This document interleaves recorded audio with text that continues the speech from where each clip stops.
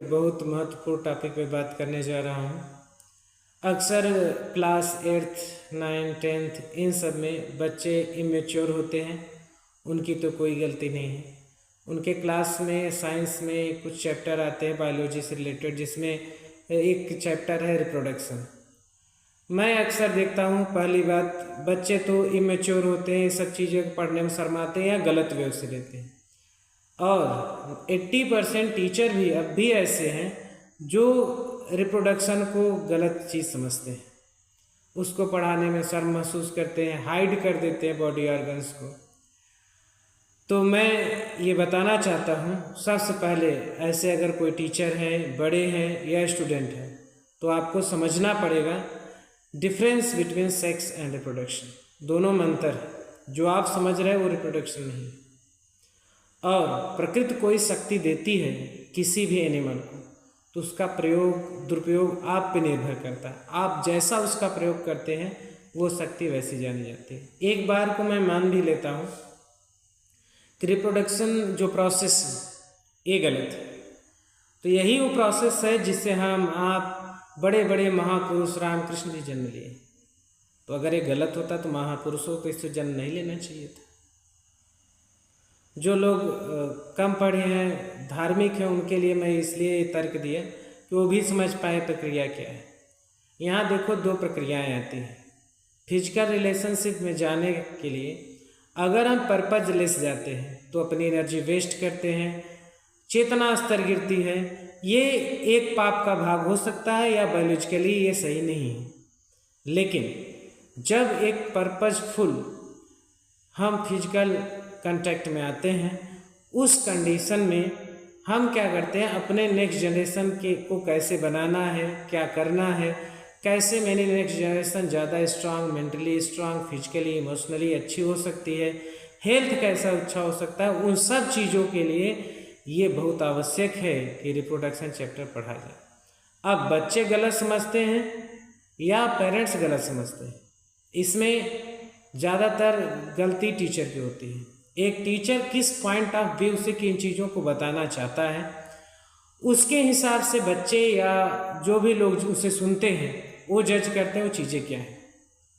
जैसे कभी भी मैं सभी टीचर से रिक्वेस्ट करूँगा, जो भी टीचर इस चैप्टर को पढ़ाए, सबसे पहले बताए what is importance of reproduction and what is difference between sex and reproduction. Reproduction एक जानते हैं ऐसा प्रोसेस होता है जिससे नेक्स्ट जनरेशन हमारी बनती है।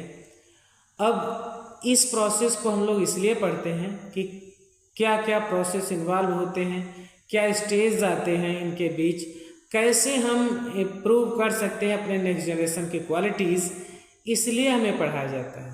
और इन दोनों के डिफरेंस को ज़रूर बताएं। बच्चे क्या 6, 7, 8 में रिप्रोडक्शन पढ़ लेते हैं। अब टीचर अगर उनको रियलाइज़ नहीं करा पाते एक्चुअल यूज क्या है, तो क्या करते हैं, तो सेक्स को रिप्रोडक्शन समझ लेते हैं और मनमानी सोशल मीडिया में वैसे ही कचरा डाला जाता है, उसके साथ बह जाते हैं और अपने कैरियर को, हेल्थ को, नॉलेज को, भविष्य भी खराब कर लेते हैं। लेकिन अगर उनको बताया जाए दोनों चीज़ें क्या है, प्रकृति की जो भी शक्तियाँ आपको रिप्रोडक्शन पावर मिली है उसका उद्देश्य क्या है, कब वो गलत है कब सही है, उसका सही इस्तेमाल क्या है, कैसे हम अपने नेक्स्ट जनरेशन को मजबूत बना सकते हैं जिससे हमारा परिवेश, हमारा देश, हमारी पृथ्वी, कह सकते हो पूरा विश्व एक उन्नत स्पीसीज या मानव की एक उन्नत स्पीसीज बना सकता है। तो इसमें रिप्रोडक्शन में बहुत बड़ा रोल है।